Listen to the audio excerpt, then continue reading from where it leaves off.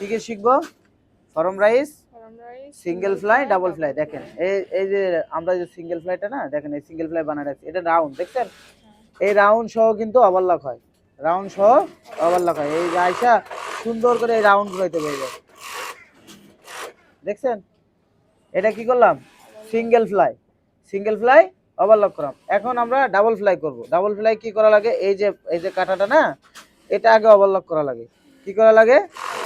Overlock করা লাগে। এরপরে এটা উল্টানো লাগে, এই দেখেন এরকম উল্টানো লাগে, উল্টায়া তারপরে এই সাইড দিয়ে ওভারলক করা লাগে। তাহলে এটা কি ফ্লাই?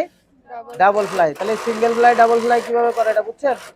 আমরা সিঙ্গেল ফ্লাইও করলাম, ডাবল ফ্লাইও করলাম, ঠিক আছে? এখন আমরা ফরম রাইজ করব। কি? Form rise. দেখো ফরম রাইজের এই জায়গাটা রাউন্ড, দেখছো? এখানে সিঙ্গেল ফ্লাই জয়েন হয়, টপ স্পিন হয়, জিপার জয়েন হয়, আর এখান থেকে একটু হাই ক্লোজ হয়। কি হয়? হাই ক্লোজ হয়। তাহলে আমরা এখন সিঙ্গেল ফ্লাই ফরম রাইজ কিভাবে ওভারলক হয় দেখলাম। এখন দেখো এখানে স্টাইল হয় দুইটা। কয়টা?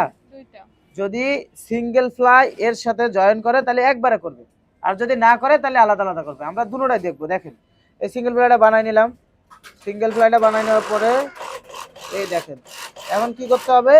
এই যে এখান থেকে যখন ওভারলক শুরু হবে, এই যে ওভারলক শুরু হয়েছে না, এখান থেকে এই পর্যন্ত ওভারলক করবে, করার পরে এই যে সিঙ্গেল ফ্লাইটা এই যে এখান থেকে একবারে ওভারলক করে নেবে।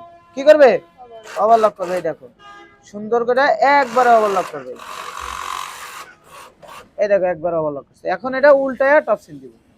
কথা বুঝাইতে পারছি? তাহলে আমরা কি কি কাজ দেখলাম আজকে? ফরম রাইজের সাথে সিঙ্গেল ফ্লাই কিভাবে ওভারলক করে একবারে, আর সিঙ্গেল ফ্লাই আর ডাবল ফ্লাই কিভাবে বানায়, এটা শিখলাম। বুঝাইতে পারছি? ওকে, তাহলে